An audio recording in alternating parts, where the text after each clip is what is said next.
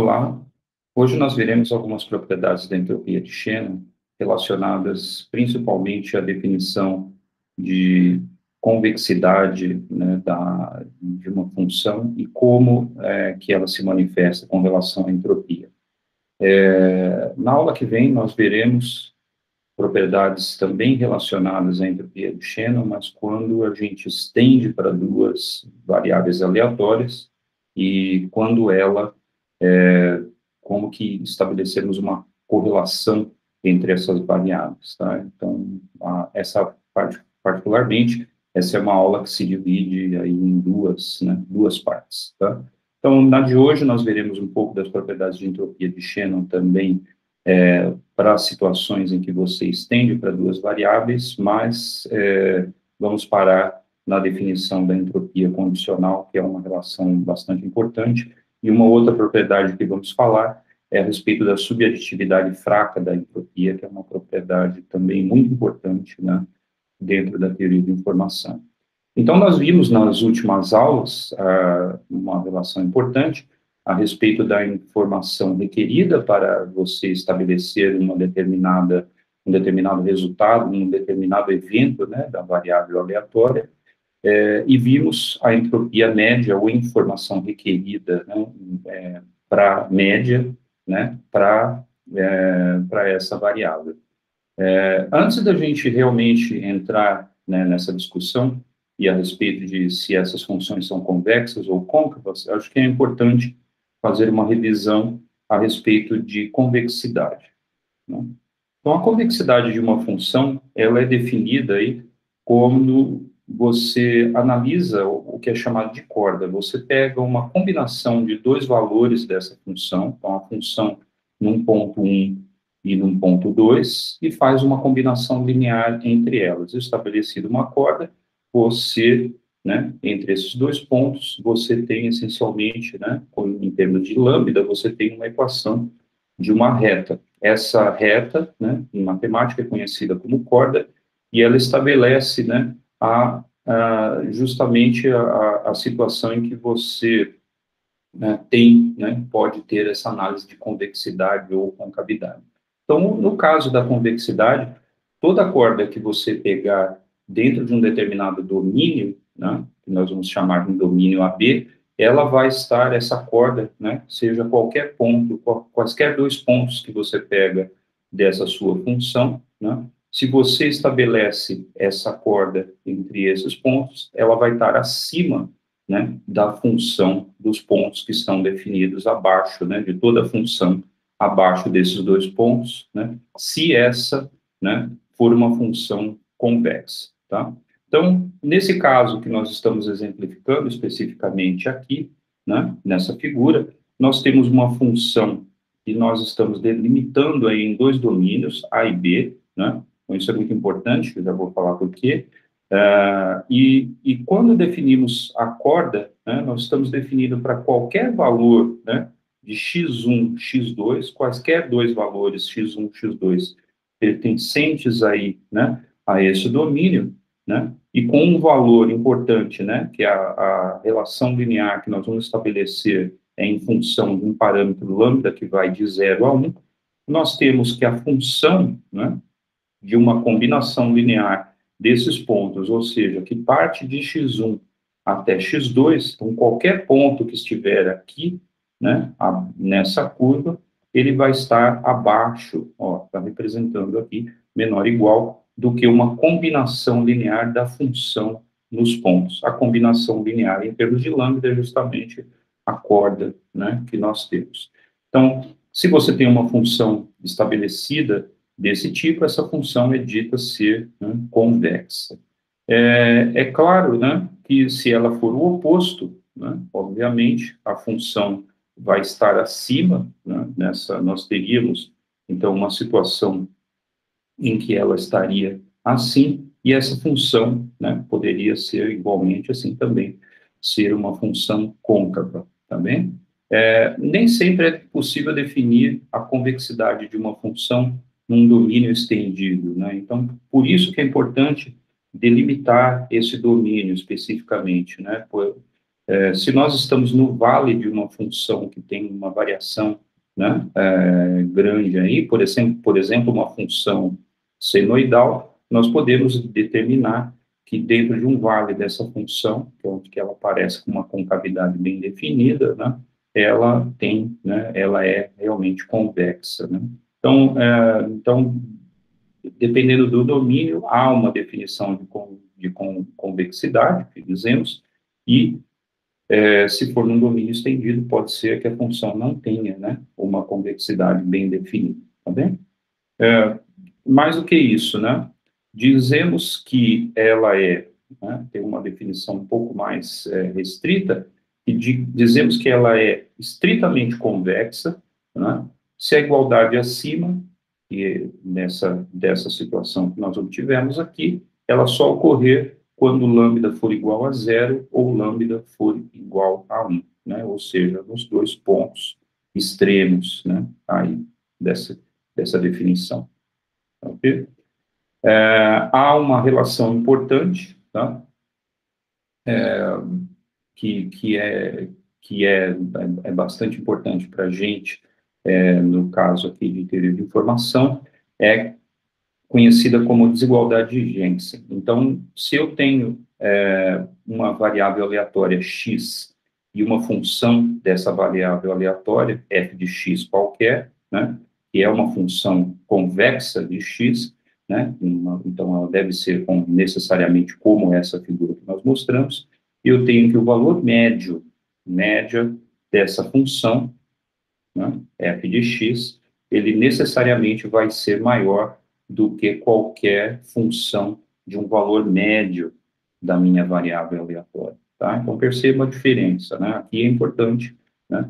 Então, temos duas relações importantes, a média da função da minha variável aleatória e a função da média. São duas coisas distintas, né? Que nós temos aí, estabelecemos nessa desigualdade, também. Bom, vamos olhar, então, as nossas funções que definimos nas aulas passadas, partindo aí da informação requerida. Então, a informação requerida por símbolo era conhecida como I, ela me dava menos o logaritmo de P de I, que é a probabilidade do símbolo xi ocorrer.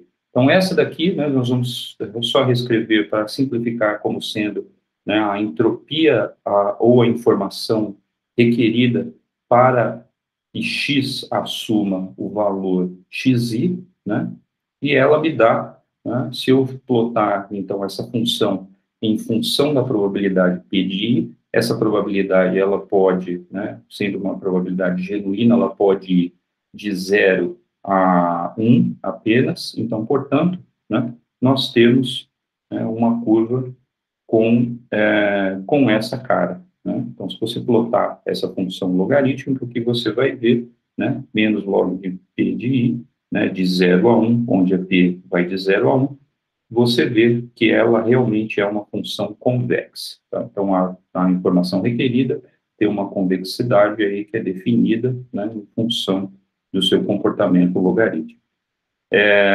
Agora, bom, isso é exatamente o que nós acabamos de falar, né? A informação requerida é o conteúdo de informação que é requerida para você determinar um resultado x igual a xi, tá? Que ocorre com probabilidade P de I, que vai depender aí dessa variação, né, que tivemos aqui. Ainda temos, né, uma outra propriedade, né?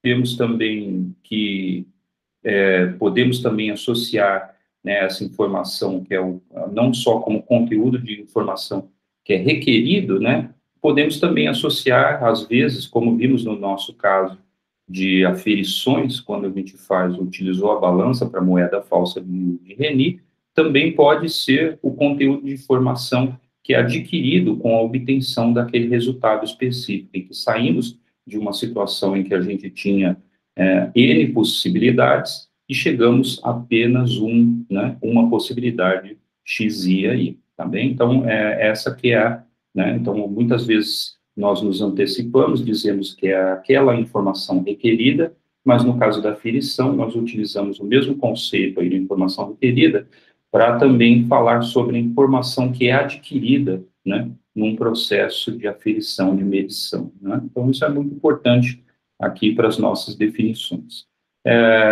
No caso, né, da entropia do ensemble, ou, né, a entropia média, a informação média que nós obtemos para todos os símbolos, o que nós fazemos é simplesmente fazer uma média de toda a informação requerida, né? Então, é a média, a informação requerida média, ou informação de Shannon média, ou simplesmente entropia da fonte, como nós falamos anteriormente, isso vai ficar mais claro nas aulas seguintes, ela é dada como uma média, né, ponderada sobre a própria probabilidade da informação, né, requerida para cada um dos símbolos. Tá? Então, se calculamos essa quantidade, né, a gente tem, em princípio, aí, né, que definir, de alguma forma, alguma relação de convexidade dessa função. Então, no caso dessa função, ela te dá, né, o conteúdo médio de informação desse ensemble. Nós vimos que, particularmente no caso de problemas, né, específicos, em que nós codificamos aí em termos de na base, o logaritmo na base binária, ele é interessante, porque ele descreve exatamente o número de bits, né, necessários, mínimos necessários para descrever, né, todas as possíveis, todos os possíveis símbolos ou todas as possíveis possibilidades xi, né, que nossa variável x aleatória assume, tá bem? Então, isso vai ficar mais claro quando nós vamos falar de teoria de codificação. Por enquanto, vamos nos ater aqui às propriedades de entropia como uma função simplesmente, né? Tem uma propriedade importante relacionada a um evento binário. Um evento binário é aquele que admite somente duas possibilidades, assim como uma moeda, né? Esse é muito claro que a importância, né, desse tipo de evento, que é o evento mínimo, né, que nós podemos ter. Qualquer evento com possibilidades menor do que 2 só tem uma possibilidade, então não tem aleatoriedade nenhuma, né? Então, um evento com duas possibilidades é aquele do evento mínimo e permite a gente compreender um pouco mais, né, todas as possibilidades aí relacionadas a eventos estocásticos e informação. Então, como eu disse, né, o evento binário é aquele em que a variável aleatória ela assume, né, esses valores 0 e 1 com as probabilidades, né, P de 0 e P de 1, né? É muito fácil nesse caso, sabemos que a soma das probabilidades dos eventos deve se somar a 1, então, portanto, P de 0 deve ser igual a P, né, definido, e, necessariamente, né, a probabilidade P de 1 vai ser 1 menos P, né? Então, se P é a probabilidade de ocorrência de 0, 1 menos P vai ser a probabilidade de 1. Isso é interessante porque agora, seja qual for essa probabilidade P, nós conseguimos codificar a entropia, né, do evento binário, ou aquela informação requerida média do ensemble do evento binário, como sendo agora, nós vamos definir como H2, e vamos usar isso ao longo desse curso bastante, muitas vezes, tá? Então, a entropia do evento binário como H2, e ela me dá, então, a soma, né, a média das duas possibilidades, só temos duas possibilidades, P0 e P1, então, portanto, eu fico com menos log de P, menos 1 menos P, que multiplica log de 1 menos P. Né? Isso é interessante, porque ela tem também, né, uma concavidade, uma convexidade agora definida, né, como sendo uma função côncava, né, muito bem definida, e ela, né, varia dessa forma quando nós variamos a variável P. Então, o que significa isso? Né? É interessante, né? Sempre que a gente fala a respeito de entropia, né, aquele conceito de incerteza que foi explicado há um tempo atrás, ele também, né, ele pode ser aqui utilizado aqui, né? Então, veja só, duas situações. Essa função, ela tem os seus mínimos aí, né, os pontos mínimos extremais, que são em P igual a 0 e P igual a 1, e ela me dá, né, que essa entropia de Shannon é igual a 0, né? Por quê? Porque eu não tenho dúvida a respeito do valor. Ou eu tenho 0, né, com certeza o valor, né, da variável x, ele é 0, ou ele vai ser 1. O ponto de extremo, né, o que é o máximo dessa função, ele ocorre justamente quando a probabilidade é igual a meio, que é igual aqui, está sendo justamente aqui. Ou seja, né, é a situação de maior incerteza que eu tenho, né, porque não sei, né, ocorre tanto a variável pode assumir 0 ou 1 com igual probabilidade. Então, portanto, essa situação de incerteza. Então, é uma função côncava, né, tipicamente definida aí dentro desse domínio, né, e é muito importante para a gente que ela seja côncava, porque tem várias propriedades que surgem, né, justamente por conta dessa definição, tá bem? Bom, se temos uma variável aleatória geral, né, que significa que a variável x pode assumir n valores xj, tá, nós temos que, tipicamente, a nossa entropia, né, se a nossa entropia binária, ela variou de 0 e o máximo dela, que isso que é importante, o máximo dela foi 1, né, já que é o máximo da probabilidade, se a probabilidade é meio, vai me aparecer logaritmo de, né, logaritmo menos o p log de meio. Se você soma essas duas quantidades nesse ponto em que p é igual a meio, substitui aqui nessa expressão, né, você pode fazer aí em casa, você vai ver que ela me dá 1, necessariamente. Então, o valor máximo dela, né, vai estar definido entre 0 e 1. Mas e se ela assumir mais possibilidades, né? Agora temos uma variável aleatória geral que pode assumir n valores distintos, né? xj. Então, agora, o que vai ocorrer é que necessariamente essa entropia, ela varia de 0, né, até o logaritmo de n. Mas isso porque estamos, né, calculando sempre essa entropia na base 2. Para nós aqui sempre vai ser importante a base binária.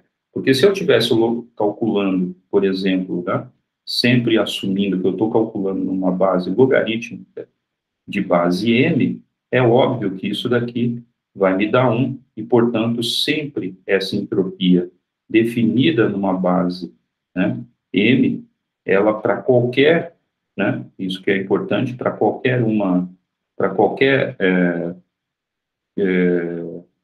possibilidade m, ela sempre vai variar de 0 a 1, tá?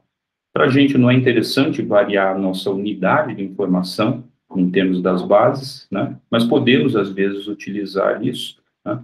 E para nós é mais interessante manter uma base fixa, tá? Então, tipicamente, nós vamos manter aí a base binária e, portanto, né, essa entropia pode ter um máximo, né, maior do que 1, ela vai ter um máximo que é dado pelo logaritmo de n.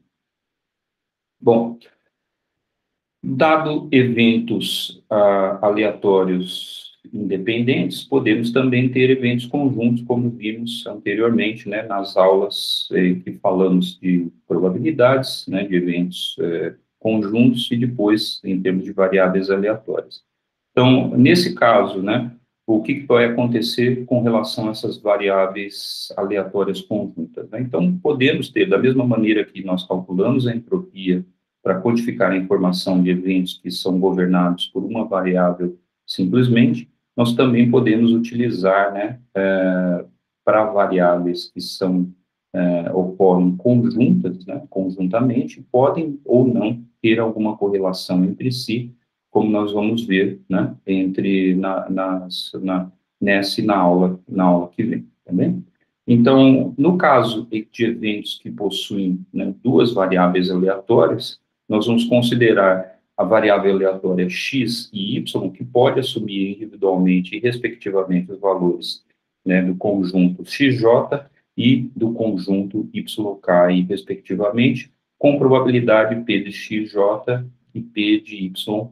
Tá? Então, nessa situação, a entropia conjunta ela é definida de uma forma totalmente semelhante ao que definimos anteriormente, a menos do fato de que agora eu somo sobre todas as possibilidades de ocorrência das minhas variáveis x e y, tá? Então, elas aparecem aqui, e agora o detalhe é que a minha probabilidade é uma probabilidade conjunta também, tá bem? Então, necessariamente, essa é uma probabilidade que está medindo a probabilidade de ocorrência dos dois eventos simultaneamente. É claro que com a soma que é feita individualmente sobre os eventos x e Y, né? Por isso que eu tenho dois índices aí, J e K, que eles são independentes, né?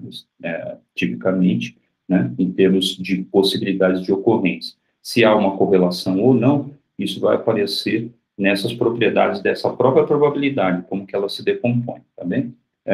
Então, né? Tipicamente nós dizemos que essa entropia conjunta, ela é a entropia associada à ocorrência conjunta de X assumindo o valor XJ e Y assumindo o valor YK com probabilidade P de XJ e YK, né? E é claro, né, que nós estamos fazendo a média sobre todas essas possibilidades de ocorrência, tá bem? Quando temos, né, uma situação bastante clara, que vai elucidar um pouco de como que essa expressão pode ser reduzida num caso simples, ela vem quando consideramos eventos estatisticamente independentes. Então, eventos estatisticamente independentes, nós sabemos que são aqueles em que a probabilidade conjunta se decompõe apenas como um produto de probabilidades de cada, né, de uma das variáveis independentemente. Então, é a probabilidade da variável x assumir xj, variável y assumir yk. E, portanto, quando nós calculamos, né, substituímos lá na nossa expressão da entropia conjunta, ela vai me dar, né, eu estou nada mais do que escrevendo aquela expressão que eu tinha anteriormente, mas agora, né, eu substituo essa expressão aqui em cima, eu obtenho, portanto, que ela vai me dar menos, né, agora as probabilidades decompostas com esse produto aqui, o logaritmo do produto dessas probabilidades. Então, isso é muito interessante porque eu posso, né, o logaritmo de um produto, ele se decompõe em termos da soma de logaritmos de cada um dos termos que aparecem, né, no argumento, e mais do que isso, vocês vão ver, né, que a gente vai poder reduzir essas somas individualmente, como eu vou fazer agora. Então, nesse caso, especificamente, escrevendo, né, como sendo o produto, veja que eu tenho um sinal negativo que multiplica todo mundo, então, portanto, a primeira, né, o logaritmo do produto se decompôs como a soma de dois termos, um em que eu tenho o logaritmo de P de XJ e outro que eu tenho o logaritmo de P de YK. É muito importante observar, né, que dentro do logaritmo, primeiro nessa soma aqui, não tem termos que dependem de Y. O único termo que vai depender de Y é essa soma sobre os eventos Y aqui, associada a cada probabilidade P de YK, né? Então, mas a gente sabe que uma soma, né, se eu tiver uma soma em K de P de YK, isso deve ser necessariamente igual a 1, e a mesma coisa acontece como soma em J de P, né, de XJ. Então, portanto, né, isso vai se reduzir imediatamente a essa soma. Então, agora, só temos uma soma de elementos J, né, de ocorrência da variável x, e aqui só temos uma soma de elementos k, né, da minha variável y, e, portanto, são variáveis independentes, e a gente reconhece, né, a entropia, que chamamos de entropia agora marginal, né, da variável x, né, e variável y. Lembra que eu estou chamando de marginal porque eu tenho duas variáveis, então eu não estou olhando aquela variável como um todo, eu estou olhando só um aspecto, né, de cada uma das variáveis independentes. Mas é interessante que quando, né, nós temos essa propriedade das probabilidades serem estatisticamente independentes, obtivemos, então, que essa entropia ela é aditiva. Mas essa, né, é uma propriedade já esperada, já que a gente construiu a função entropia com base, né, no trabalho de Shannon, um dos requisitos dessa entropia é que ela fosse realmente aditiva, né, para quando você tem situações de eventos, né, que são estatisticamente independentes, tá? Então, isso não é grande novidade, mas é interessante, né, que dentro de toda essa discussão de probabilidades de ocorrência de cada um dos eventos, agora numa situação mais complexa, ela, né, se comprova, tá bem? Mas não é novidade. Bom, E a entropia condicional? A entropia condicional é interessante, né? Porque ela me diz que eu tenho algum conhecimento, o que acontece quando, por exemplo, nessas variáveis conjuntas, eu tenho a ocorrência de algum evento específico, né, para uma das variáveis, tá? Então, nesse caso, por exemplo, no caso que eu estou dizendo aqui, representando, eu estou dizendo que eu quero saber sobre a minha variável, a entropia da variável y, associada a algum conhecimento prévio da variável x, né? Como que isso é representado? Na verdade, ele vai ser representado aqui como sendo a média em xj, tá? Da probabilidade, da entropia de y, né? Ou seja, agora de toda a minha variável y, né? Eu estou tentando saber, por exemplo, o que significa isso. Para cada um dos valores de ocorrência possível de xj, como que a minha incerteza da variável y, como que ela fica, tá? Então, é isso que a gente está querendo determinar aqui, né? Mas como eu estou dizendo, né, falando da entropia das duas variáveis como um todo, eu tenho que somar sobre todas as possibilidades de ocorrência de xj. Você pode interpretar isso assim, né? Eu não sei qual, de fato, dos possíveis valores de x, né, dos eventos, né, da variável x, ocorreram. Então, o melhor que eu posso fazer é ponderar todos esses eventos pela ocorrência específica xj, pela, né, multiplicado aí pela sua probabilidade de ocorrência, tá? Então, a gente calcula aqui as entropias individuais, é isso que a gente está calculando, né? E pondera agora cada um desses termos pela probabilidade de ocorrência específica do evento CJ, tá bem? Bom, isso é interessante porque agora o que nós conseguimos escrever essa entropia de cada evento XJ da mesma maneira que definimos anteriormente, basta que agora escrevermos, né, substituir especificamente as probabilidades condicionais, então agora nós somamos sobre todos os eventos K, possibilidade K de ocorrência da minha variável Y, veja só, eu tenho uma única definição de Y, de XJ para cada, né, para cá, dentro dessa soma de eventos K, e o que é importante, né, é que agora a gente tem essa probabilidade aqui condicional de ocorrência, né, de YK, se eu sei que XJ ocorreu, né, com certeza. Tá? Então, tipicamente, probabilidade condicional tem esse significado. No caso geral, que a gente está assumindo aqui, obviamente, essa probabilidade, a gente não sabe a probabilidade de ocorrência desse evento XJ. É por isso que a gente tem multiplicado aqui na frente P de XJ, tá bem? Então, é isso que nós estamos computando. Mas agora, olha só que interessante, né? Eu posso recombinar um pouco isso daqui, eu posso trazer essa soma aqui, um K, para frente, e eu tenho o produto de P de XJ com P de YK dado XJ.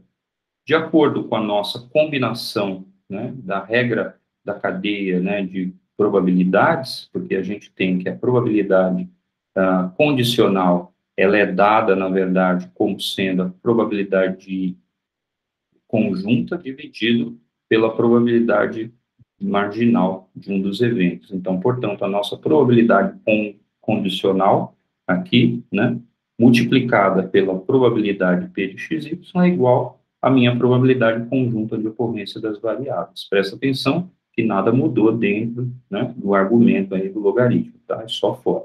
Então, agora a gente pode, né, conseguir computar essa variável de forma geral. Regra da cadeia, né, para entropia. Isso vai ser muito importante quando porque várias propriedades surgem, né, dessas definições que nós estamos associando.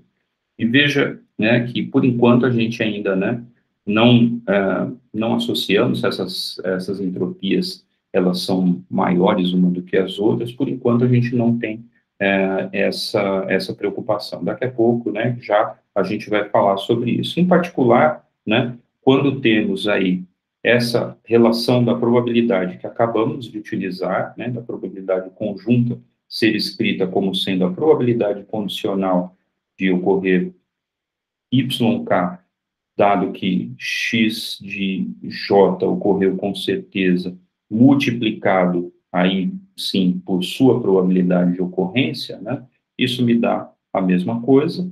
E no caso, né, em que eu tento computar, por exemplo, a minha entropia conjunta, eu poderia tentar reescrevê-la da mesma maneira, tá? Então, isso é uma maneira da gente tentar brincar um pouco com essas relações e tentar obter algum insight, né, sobre essas ocorrências e o que significa mesmo essas probabilidades, né, conjunta ou condicional. Então, nesse caso da entropia conjunta, já tínhamos visto, né, essa definição. Então, agora, essa definição, ela pode ser reescrita dentro do logaritmo, né, principalmente. Aí eu posso reescrever o argumento do logaritmo da minha probabilidade conjunta como sendo a probabilidade de ocorrência aí de YK dado XJ vezes a probabilidade de P de XJ, né? E o que eu posso fazer? Agora, como eu tenho um produto aí, né, no argumento, eu posso decompor em termos de dois outros termos, da soma, né, dos logaritmos, né? Obviamente, cuidando que eu estou somando aqui. Então, aqui eu tenho probabilidade, né, probabilidade conjunta, só que olha só que interessante, nesse termo que está aqui, eu tenho os termos YKXJ, não posso fazer muita coisa com ele, mas com esse eu posso, aqui eu só tenho ocorrência de P de XJ, né? Então, portanto, o meu P de YK só vai aparecer aqui dentro. Isso é interessante porque, independentemente do que aconteça aí com como seja essa minha probabilidade conjunta, se ela é relacionada a um evento independente ou não, tanto faz, porque a minha soma na probabilidade naquela minha variável marginal vai me dar, né, só agora, né, vai se somar novamente, né, nós temos que soma de K de P de x, j, y, k, ele é igual a P, né, de x, j, p, tá bem? Então, estamos somando sobre todos os eventos, tá? Então, não temos muito problema com isso. Então, deixa eu apagar isso aqui, porque está muito feio. No slide está tampando. Tá? Então, conseguimos, de fato, né, ficar com essa relação do jeito que está escrito aqui. Então, isso é interessante, porque agora eu consigo reconhecer essas duas expressões que estão aqui, como sendo a primeira, a entropia condicional da minha variável, né, a entropia de y dado x, mais a entropia de x. Então, olha só que interessante, no fim das contas, nós conseguimos reescrever essa dependência das duas, da minha entropia conjunta, em termos da entropia condicional de y dado x, mais a entropia de x, né? E poderia escrever analogamente o inverso também, né? Óbvio que x não tem nem y é especial, né? Deve haver uma forma, né, de escrever invertendo os dois parâmetros. E realmente você pode fazer aí como exercício, eu também posso reescrever essas duas quantidades como sendo ali h de x dado y mais a entropia de y, tá bem?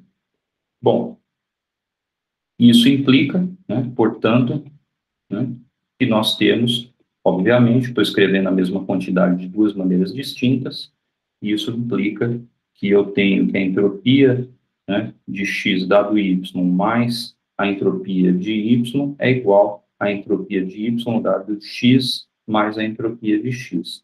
Veja que isso não implica, né, que essas duas entropias condicionais são idênticas. Ao contrário, né, elas são distintas, né, tipicamente distintas. Só em situações específicas que a própria entropia da variável x seja igual à da variável y, é que nós, né, teremos essa igualdade. Bem? Bom, e portanto, né, tipicamente, essas duas não são idênticas, tá bem? Então, isso é muito importante para a gente conseguir escrever, né, em termos da incerteza a respeito dessas variáveis, né? A entropia aí está indicando, de certa forma, como que a incerteza a respeito da definição de cada uma dessas variáveis, como que ela se estabelece, como que ela fica quando a gente, né, tem mais de uma variável, podendo ter aí uma dependência entre elas, que está começando a surgir por conta de eu ter a minha dependência da entropia condicional. Então, você pode pensar, né, fica como exercício aí para vocês, né, para olharem a situação quando eu tenho variáveis que são independentes. O que vai acontecer, né, com essa entropia condicional, né? Então, agora nós vamos definir uma propriedade muito importante, que é chamada de subaditividade. A aditividade da entropia, ela surgiu, né, quando nós tínhamos variáveis que são estatisticamente independentes. Então, aparece a probabilidade conjunta, aparece como um produto de probabilidades de cada evento independentemente, e a subaditividade, ela deve surgir quando nós temos agora eventos que não são disjuntos, então eles têm uma probabilidade que eu não consigo decompor no produto de probabilidades, e como que eles vão ficar, né? Então, vou considerar, né, a situação geral, né, em que isso pode ser independentemente do tipo de evento que eu tenho, sempre que eu somo sobre todos os eventos XJ, né, eu reduzo essa minha probabilidade conjunta à probabilidade simplesmente marginal de ocorrência de YK, e quando eu somo sobre todos os eventos YK, singularmente, eu tenho a minha probabilidade marginal de ocorrência dos eventos XJ, tá? Então, isso que vai ser importante para a gente. Então, agora, o que eu vou reescrever? Eu vou escrever, né, vou combinar essas duas quantidades, eu vou combinar as minhas entropias marginais da variável x, variável y, e vou subtrair a minha variável xy, porque, né, eu já vou mostrar porque isso vai ficar evidente, porque que nós estamos fazendo isso. Tipicamente, essa quantidade, né, ela tem que ser, né, se há alguma correlação, a gente já sabe, se não há nenhuma correlação, a gente já sabe que ela vai me dar a igualdade, portanto, ela deve cancelar entropia de x e entropia de y, a entropia conjunta, mas, né, se existir alguma correlação, né, isso, lembra que a entropia significa aí a minha incerteza, se há alguma correlação, tipicamente, essa correlação vai diminuir a minha incerteza, né, a respeito desses eventos, portanto, essa entropia deve ser menor do que a soma das entropias. Por isso que chamamos de subjetividade. Mas isso nós vamos provar agora, né? Então, a gente está assumindo, então, por hipótese, que, né, que isso daqui, por enquanto, né, vai ser maior ou igual a zero, tá? Então, seria menor, né? Isso violaria se essa entropia que aparece aqui for maior, né? Também do que as outras, ela vai virar uma quantidade negativa, mas nós vamos ver que isso não é verdade. Então, como que nós fazemos agora? Basta escrever eles independentemente, é o que está feito aqui no segundo membro dessa equação. Então, aqui nós temos a entropia de x, né, a entropia de y, e a entropia conjunta escrita dessa forma. Agora, o que eu posso fazer, né? Para tentar deixá-las de forma semelhante, eu posso usar esse truque, né, de tentar escrever a entropia marginal, agora no sentido contrário, né? Eu posso simplesmente somar sobre J e sobre K da probabilidade conjunta para reescrevê-las dessa maneira. E é isso que é exatamente o que eu fiz aqui. Mas isso é interessante porque agora eu consigo combinar essas quantidades, né, de alguma maneira, tá? Porque eu tenho aí que soma, né, e subtração, né, de logaritmos, eles podem ser combinados em termos do logaritmo do produto e também do logaritmo, né, da razão entre essas quantidades, tá? Então, é exatamente o que nós vamos reescrever. Então, agora nós deixamos em evidência a soma na probabilidade conjunta, P de xj e yk, sinal negativo na frente, eu agora coloquei um sinal negativo correspondente a esse positivo que está aqui, né? Multiplicando menos 1 por menos 1 vai dar um sinal positivo. Então, Então, portanto, nós temos a soma de dois logaritmos e a subtração do logaritmo da probabilidade conjunta. Então, isso é interessante, porque agora nós conseguimos, né, reunir todos esses elementos simplesmente como menos P de x conjunto de xj e yk, o logaritmo dessa razão, do produto de P de xj, P de yk, sobre P de xj e yk. É interessante, né, que, só para vocês observarem, que o numerador aqui representa a situação em que eu tenho, né, eventos tipicamente independentes, porque a gente sabe que a nossa entropia conjunta, quando eu tenho eventos independentes, ela me dá a entropia dos eventos, né, as entropias independentes de cada um dos eventos. Então, né, eu tenho essa quantidade que aparece lá. E no denominador, né, está aparecendo a minha probabilidade conjunta, seja qual for, né, o tipo de evento que eu tiver, tá? Então, tipicamente, essa soma e subtração aqui, elas apareceram como sendo uma razão das probabilidades de ocorrência de eventos, né, aqui no argumento do meu logaritmo, dos eventos independentes divididos por qualquer evento arbitrário, tá? Então, isso há uma razão de ser, tá bem? Bom, essa quantidade nós vamos agora utilizar, né, para tentar mostrar se ela é positiva ou sempre ou não, nós vamos usar uma propriedade dessa desigualdade.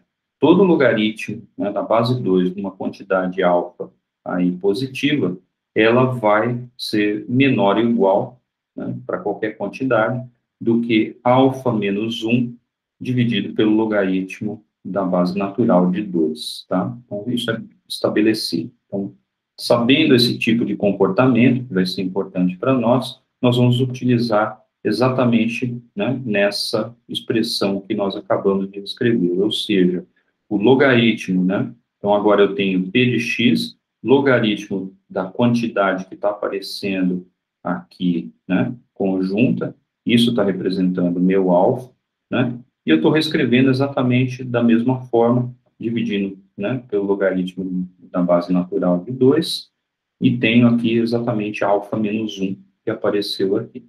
Né? Mas agora isso é interessante, porque eu consigo reduzir, né, novamente essa propriedade, porque eu vou simplesmente agora distribuir esses termos, né, pela probabilidade. Então, o primeiro termo, multiplicando né, pelo primeiro que aparece aqui, eu tenho P de xj e yk também no denominador, eles se cancelam, eu fico somente com uma soma de elementos xj e k de P de xj, P de yk independentemente. Como eu tenho uma soma de j e k, né, obviamente esse termo vai me dar 1, tá bem? Então, vai me dar 1. Então, o primeiro termo me deu 1, porque eu estou somando sobre eles independentemente.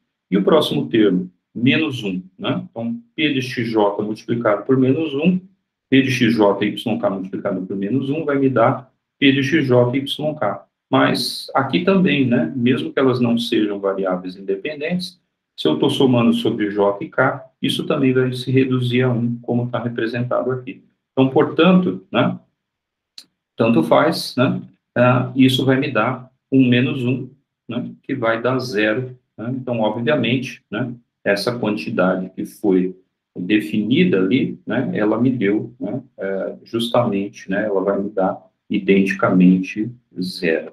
Então, portanto, nós obtemos, né, finalmente, então veja que tem uma propriedade importante, né, que está a ser observada, tudo isso que nós estamos calculando aqui, nós estamos deixando de lado o sinal negativo, vale a pena voltar, né, então eu estou calculando aí entre essas quantidades, mas eu estou deixando de fora esse sinal negativo que está aqui, tá bem? Então presta atenção, que até então eu estava mostrando para essa situação, né, estou dizendo que essa probabilidade, isso que a gente tinha lá, realmente, na minha expressão de h de x mais h de y menos h conjunto de x e y, ele é, né, menor do que zero, né, aparece, né, mas não, eu não estou falando isso, eu estou falando, na verdade, que essa expressão que está aqui, né, é menor do que zero. Mas quando eu multiplico, né, por menos 1, né, necessariamente eu vou inverter essa, né, essa expressão, que é o que vai aparecer, né, lá realmente, quando multiplico por -1, tem que multiplicar, né, por -1 todo mundo, tá? É isso que vai acontecer na nossa expressão. Então, portanto, h de x mais h de y é, né, menos a entropia conjunta é realmente maior ou igual a zero, tá? Ou, né, podemos passar essa entropia conjunta para o segundo membro. O que nós definimos, né, é a entropia, que a soma das entropias individuais, né, ela pode aparecer como, né, as entropias marginais, que nós chamamos dessas entropias individuais, ela é sempre maior do que a entropia das variáveis independentemente. Isso é conhecido como a subjetividade fraca da entropia, tá? E ela tem uma propriedade importante, né, que correlata, tá, que vai ser a ocorrência, né, o valor mínimo dessa entropia conjunta. Então, tipicamente, né, nós podemos representar essas entropias, assim como as probabilidades, num diagrama de Venn. O diagrama de Venn tem que se tomar um certo cuidado, porque algumas vezes essas quantidades podem parecer negativas, principalmente quando nós combinamos mais de duas variáveis aleatórias, né? Mas, por enquanto, a gente pode utilizar aqui tranquilamente. Então, tipicamente, eu represento, né, por um diagrama de Venn. Deixa eu fazer um diagrama mais bonito, né? Um diagrama de Venn aqui representando a minha variável, né, h de x. Então, isso é a variável x. E eu tenho uma outra, né, que é a minha variável y.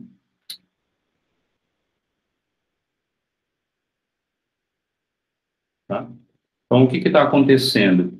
A entropia associada à minha variável x, o conjunto de ocorrências de eventos, ela também está sendo representada aqui. Então, eu tenho h de y como sendo representado por todos esses elementos, tá? Aqui desse subconjunto, e a minha entropia h de x está sendo representada por todos esses aqui. E o que acontece com essa superposição que aparece especificamente aqui? Essa superposição, ela está me representando justamente a possibilidade de ter alguma correlação entre essas variáveis, que nós vamos comentar na aula que vem. Mas mais que isso, né, se você observar que a entropia que está sendo pictoricamente representada pela área desse, né, desse conjunto, desse desenho, dessa elipse que representa o conjunto, né, é óbvio que a área coberta conjuntamente das duas variáveis, que vai representar agora a minha entropia h de x e h de y, ela deve ser menor do que a soma das entropias, se há alguma correlação entre essas variáveis. Tá bem? Então, é isso que representa. Quando você tem eventos disjuntos, que significa que esses conjuntos não têm superposição, necessariamente a área deles, né, se soma e, portanto, temos a aditividade da entropia. Tá? Mas quando há uma correlação entre essas variáveis, nós vamos estudar a correlação melhor na aula que vem, né, ela diminui essa área total e, portanto, é isso que significa aí essa diminuição, né, da entropia. Na verdade, não é isso. O que significa diminuição da entropia é que, quando há correlação, diminui a minha incerteza sobre essas variáveis conjuntamente. Tá? Então, a correlação, ela reduz a minha incerteza. Mas, né, por um lado, se esse é o máximo que esse valor dessa entropia conjunta pode ter, na situação em que eu tenho eventos que são estatisticamente independentes e vai me dar h de x, qual que é o mínimo? Então, o mínimo é interessante porque, necessariamente, ele pode, né, ele vai me dar, né, eu tenho as duas possibilidades, então aqui você também pode combinar, digamos que eu não tenha entropia de uma variável dessa, então necessariamente ele vai ter que ser uma das entropias da outra variável, né? Então, uma maneira, né, que eu deixo para vocês, para tentar mostrar, é que necessariamente essa entropia conjunta, ela deve ser limitada inferiormente, o menor dela, né, o menor valor possível, necessariamente tem que ser a maior entre as entropias de H de X e H de Y. Né? E por quê? E qual que é o significado disso? Tá bem? Então, pense um pouco, nós vamos falar também um pouco mais sobre isso mais para frente. Tá? Por fim, né, há uma relação, né, importante, que não está aparecendo, a gente não consegue mostrar aqui, que é conhecida como a subaditividade forte. Para provar essa subaditividade forte, eu preciso de mais uma variável, mas nós vamos deixar isso um pouco mais para frente, porque isso é um pouco mais complicado de mostrar, né? Mas a subaditividade forte, ela representa igualmente, né, como que eu posso distribuir essas incertezas, ou pelo menos como essas incertezas a respeito das variáveis conjuntas de x, y e z estão relacionadas às entropias marginais, né, dessas outras variáveis independentes, tá? E veja que aparece até entropia conjunta aí de duas variáveis. Por enquanto, não vamos falar sobre isso, né?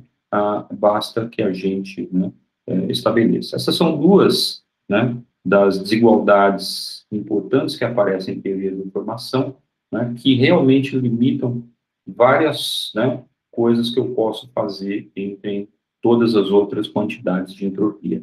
Particularmente, né, essa quantidade que está sendo representada aqui, nós vamos falar melhor isso na aula que vem, ela representa a positividade da informação mútua que nós temos a respeito das variáveis x e y, tá?